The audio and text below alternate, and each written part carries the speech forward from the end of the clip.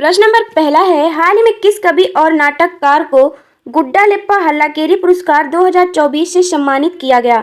Option A है बालकृष्ण दोषी, B पाबालूरी Subba Rao, सी सिद्धालिंगा पटनासेट्टी, D गोपी थोटाकुरा। इसका राइट आंसर है ऑप्शन सी, सिद्धालिंगा पटनासेट्टी को गुड्डालेप्पा हल्लाकेरी पुरस्कार 2024 से सम्मानित किया गया है। व्याख्या देख लेते हैं। यह पुरस्कार गुड्डालेप्पा हल्लाकेरी फाउंडेशन द्वारा प्रदान किया गया है। प्रोफेसर सिद्धालिंगा पटनासेट्टी ये पुरस्कार प्राप्त करने वाले 19वें प्राप्तकर्ता होंगे। यह पुरस्कार साहित्य, समाज या सामाजिक सेवा में महत्वपूर्ण योगदान देने वाले लोगों को प्रदान किया जाता है। इस पुरस्कार में 25,000 राशि के साथ एक स्मृति चिन्ह शामिल है। नेक्स्ट है प्रश्न नंबर दूसरा है, हाल ही में जारी किया गया क्यूएस वर्ल्ड यूनिवर्सिटी रैंकिंग 2025 में कौन सा भारतीय संस्थान शीर्ष पर रहा? ऑप्शन ए है आईआईटी बॉम्बे, बी है आईआईटी मद्रास, सी है आईआईएससी बेंगलुरु, डी है आईआईटी दिल्ली। इसका राइट आंसर है ऑप्शन ए है आईआईटी बॉम्बे। व्याख्या देख लेते हैं। इस सूचकांक में भारत के आईआईटी बॉम्बे और आईआईटी दिल्ली संस्थान टॉप 125 में शामिल रहे। इस रैंकिंग में भारत के 51% विश्वविद्यालय की रैंकिंग में सुधार हुआ है। इस सूचकांक में अमेरिका का मैसाचुसेट्स यूनिवर्सिटी लगातार 13 वर्ष से शीर्ष स्थान पर रही तथा आईआईटी बॉम्बे शीर्ष स्थान पर रही।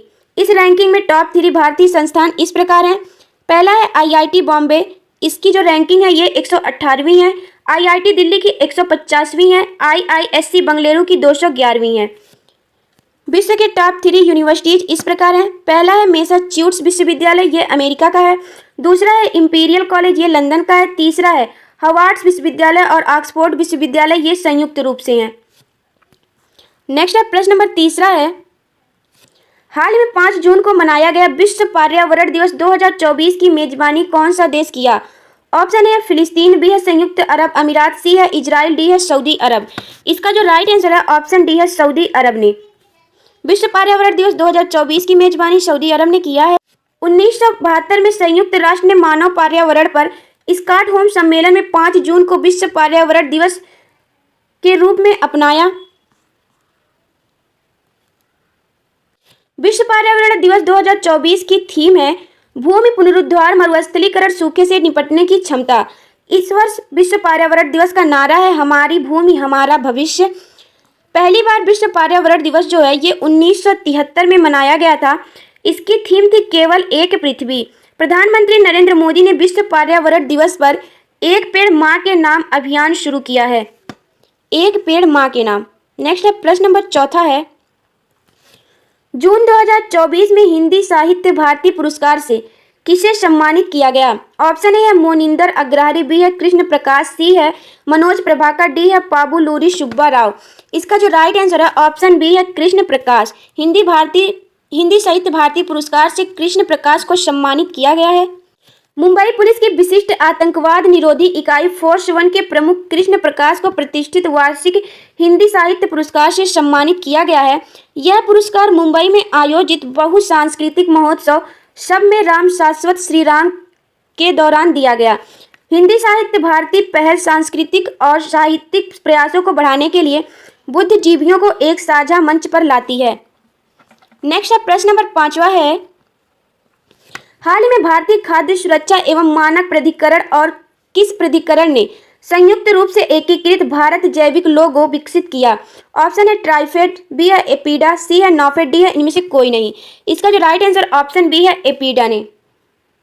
भारतीय खाद्य सुरक्षा एवं मानक प्राधिकरण और कृषि एवं प्रसंस्कृत खाद्य उत्पादन निर्यातक विकास प्राधिकरण ने संयुक्त रूप से एकीकृत भारत जैविक लोगो विकसित किया है।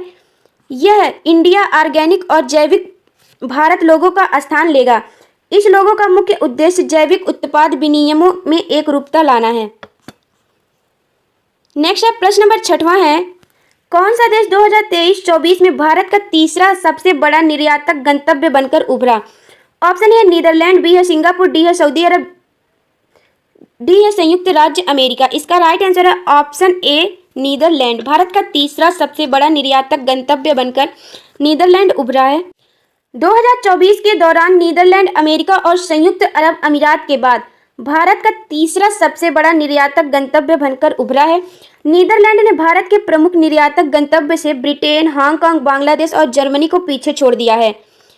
पिछले वित्तीय वर्ष में नीदरलैंड के साथ भारत का व्यापार अधिशेष 13 बिलियन अरब डॉलर से बढ़कर 17.4 बिलियन डॉलर हो गया है। नेक्स्ट अब प्रश्न नंबर 7वां है, टेस्ट एटलस द्वारा जारी विश्व के 50 सर्वोत्तम पोर्क व्यंजनों की सूची में भारत के किस राज्य के बिंदालू व्यंजन को 14वां स्थान मिला? ऑप्शन ए है महाराष्ट्र, बी है पश्चिम बंगाल, सी है आंध्र प्रदेश, डी है गोवा। इसका राइट आंसर है ऑप्शन डी है गोवा को। बिंदालू एक मसालेदार करी जैसा भारतीय व्यंजन है जो गोवा और कोंकण के क्षेत्रों में लोकप्रिय है। इस व्यंजन को 14वें स्थान पर रखा गया है। इसे 5 में 4.4 रेटिंग मिली है। विश्व के 50 सर्वश्रेष्ठ पोर्क व्यंजनों की सूची में टॉप 3 इस प्रकार हैं। पहला है लोकेनो, ये कोलंबिया का है। दूसरा है परनील, ये प्यूर्टो रिको का है। तीसरा है गिग्रास, ये मैक्सिको का है। नेक्स्ट है प्रश्न नंबर 8वां है, हाल ही में दुनिया का सबसे बड़ा अंतर्राष्ट्रीय वैश्विक शिक्षा नाप्सा 2024 के वार्षिक सम्मेलन का आयोजन कहाँ किया जाएगा? ऑप्शन ए है न्यू ऑरलियंस, बी है लंदन, सी है हेग, डी है बोगोटा।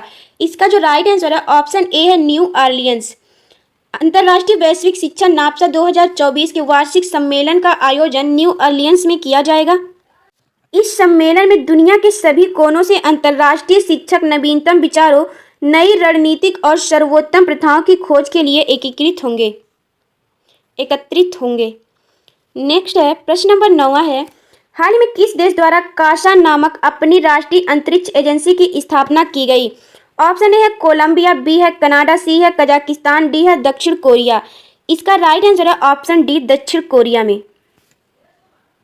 दक्षिण कोरिया द्वारा अपनी राष्ट्रीय अंतरिक्ष agency KASA Korea aerospace administration की स्थापना की गई।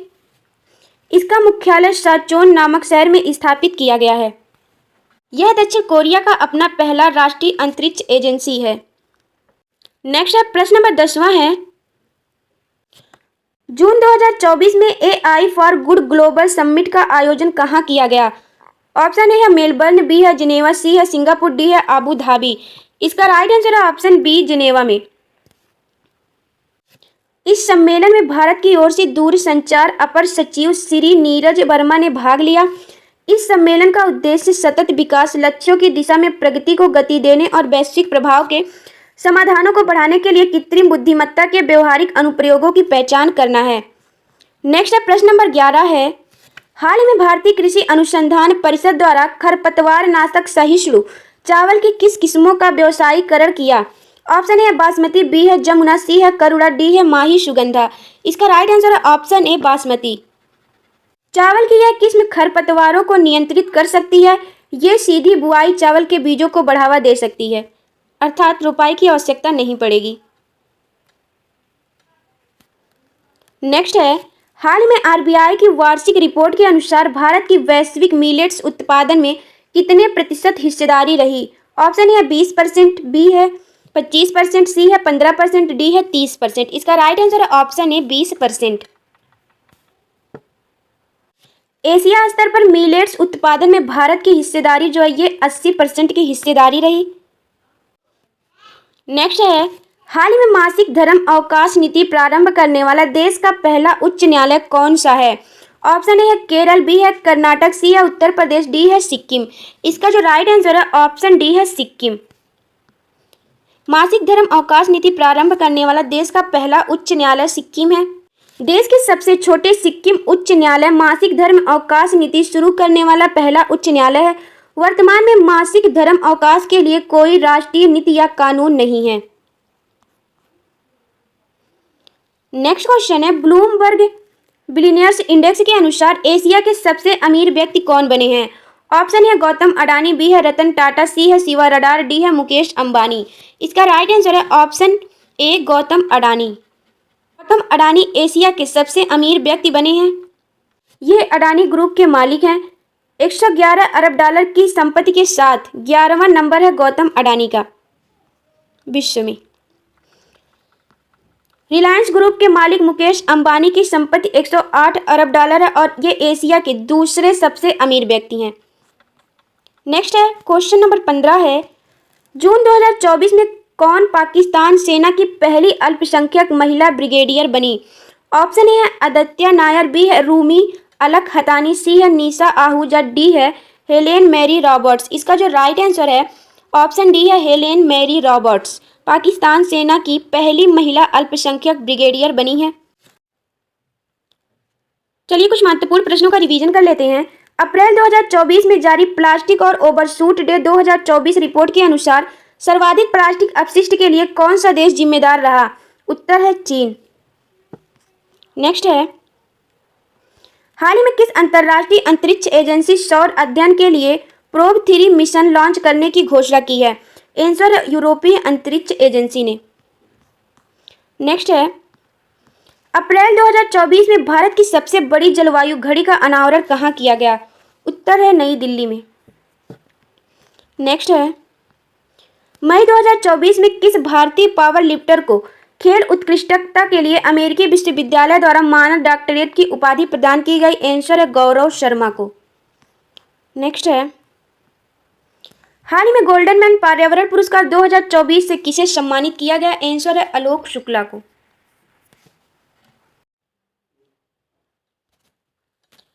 इस प्रश्न का आंसर आप सभी को कमेंट बॉक्स में बताना है। हाल ही में मुंबई द्वारा हाई कोर्ट के निर्देश पर लिविंग बिल लागू करने वाला देश का पहला राज्य कौन बना है? ऑप्शन ए है केरल, बी है गोवा, सी है कर्नाटक, डी है महाराष्ट्र। इसका जो राइट आंसर है आप सभी को कमेंट बॉक्स में बताना है।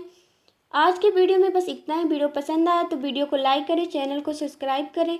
अगर आप डेली करंट अफेयर्स का टेस्ट देना चाहते हैं तो आप हमारे टेलीग्राम ग्रुप से जुड़ के सुबह 9 बजे डेली करंट अफेयर्स का टेस्ट दे सकते हैं।